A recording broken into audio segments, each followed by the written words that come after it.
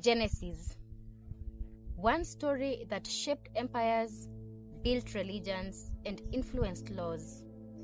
But has it truly brought us closer to truth? Or has it been a tool for control passed down for centuries? Let's unravel the legacy of Eden and its lasting impact. Genesis wasn't just a story. It became the blueprint for societal structures, shaping beliefs and laws. When Genesis was first written, it wasn't just a tale for the faithful. It was a manifesto, a framework designed to instill order, explain suffering, and justify authority. Genesis became the foundation for three of the world's largest religions: Judaism, Christianity, and Islam. It shaped doctrines, laws, and moral codes for billions.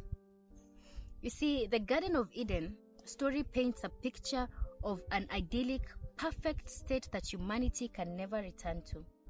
It is no coincidence that rulers and religious leaders use this narrative to keep people longing for salvation while maintaining control over them. Genesis portrays Eve as an afterthought, created from Adam's rib to serve as his helper. Her role in the fall has long been used to label women as inherently weak or sinful.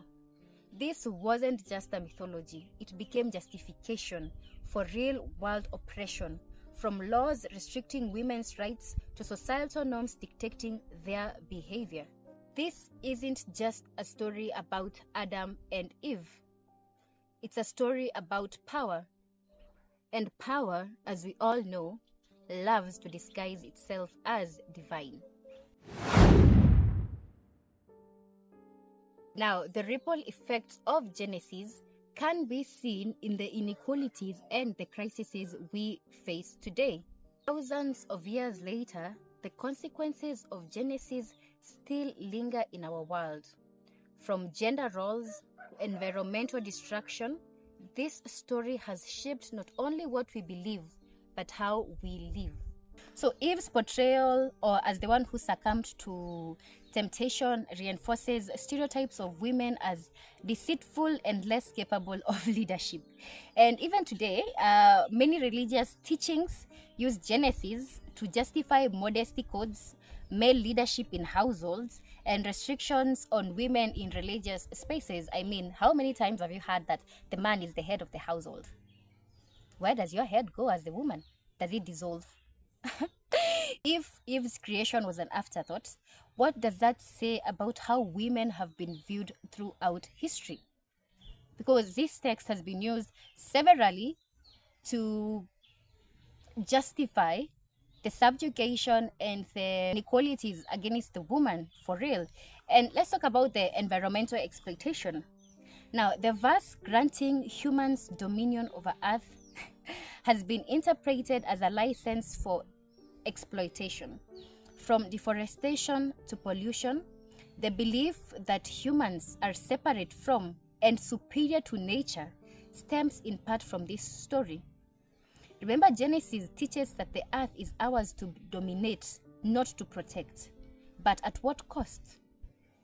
The idea of labor as punishment, this is God's curse upon Adam, encourages acceptance of suffering as a divine plan.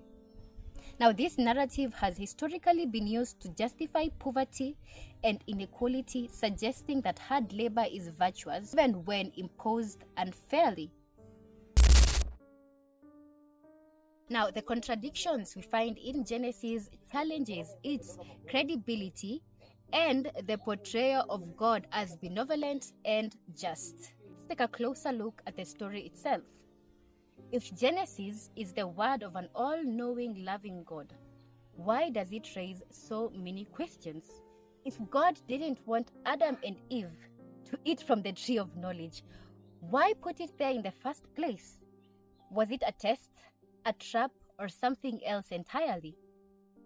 This raises the question: was God testing humanity's obedience or setting them up for failure? The serpent gives Adam and Eve knowledge, a gift, not a curse. And so we have to ask, if knowledge is power, why is it seen as sinful in Genesis? Because perhaps knowledge threatens control. Eve is cursed with pain in childbirth, Adam with toil, and humanity with death. These punishments seem harsh and vindictive. Now, if God is love, why punish so severely for a mistake? Does this reflect divine justice or human projection? Feels so human. And if God is all-knowing, didn't he know that Adam and Eve would fail? So can we really ever call this free will, or was the outcome predetermined? It is time to challenge Genesis and create new narratives that uplift humanity. You have to understand that Genesis isn't an origin story. It is a lens through which the world has been shaped. But what if we could look through a different lens? Indigenous and non-Abrahamic cultures often have origin myths that celebrate harmony with nature and equality between genders. So why settle for a story of punishment and control when we can choose one of empowerment and connection?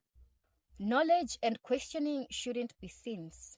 They are the keys to progress. Genesis told us to obey. What if the message is to question? Moving beyond Genesis doesn't mean abandoning spirituality, it means redefining it. Instead of longing for Eden, we can create a world that values justice, curiosity, and equality. Genesis isn't the ultimate truth, it's just a story. And now, it's time for humanity to write a better one.